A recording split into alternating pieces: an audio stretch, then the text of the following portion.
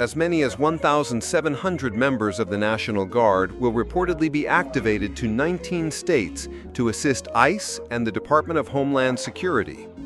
It continues Donald Trump's use of federal law enforcement to stop crime and illegal immigration after he sent the Guard to Washington, D.C. earlier this week. The troops will be mobilized from August until at least mid-November in the crucial border state of Texas, which will have the most significant presence, Fox News reported. Other states where activations are reportedly being planned are Alabama, Arkansas, Florida, Georgia, Idaho, Indiana, Iowa, Louisiana, Nebraska, Nevada, New Mexico, Ohio, South Carolina, South Dakota, Tennessee, Texas, Utah, Virginia, and Wyoming. Troops will be used to support ICE with case management, transportation, logistical support, and clerical functions.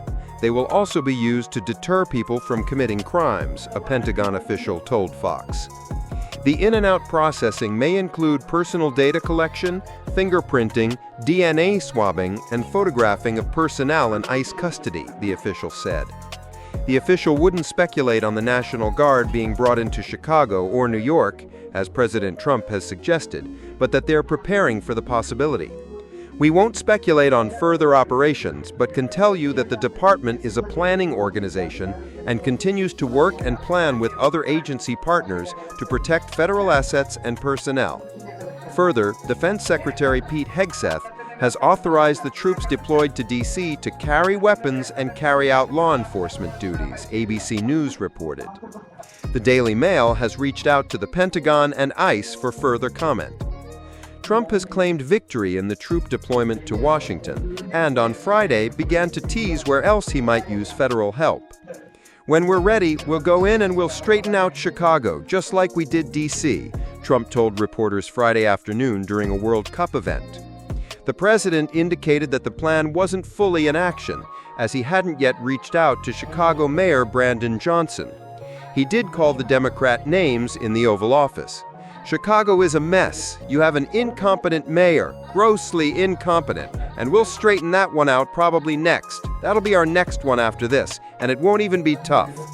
And the people in Chicago, Mr. Vice President, are screaming for us to go. They're wearing red hats just like this one, but they're wearing red hats," Trump said. The president was sporting a "Trump was right about everything" red ball cap and standing alongside Vice President J.D. Vance, who was screamed at by angry D.C. residents this week amid a visit to Union Station to check on the National Guard troops stationed there. Despite polling reflecting the opposite, Trump pushed that his federal intervention in major Democratic cities was wanted.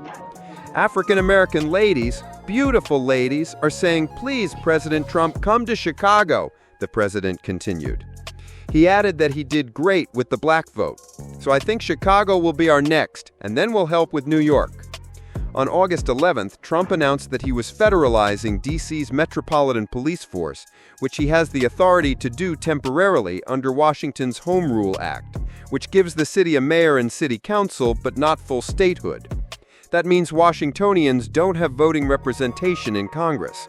Trump also sent in National Guard members to combat crime after a former DOGE employee, nicknamed Big Balls, was assaulted by teenagers during a botched carjacking attempt off of D.C.'s popular 14th Street.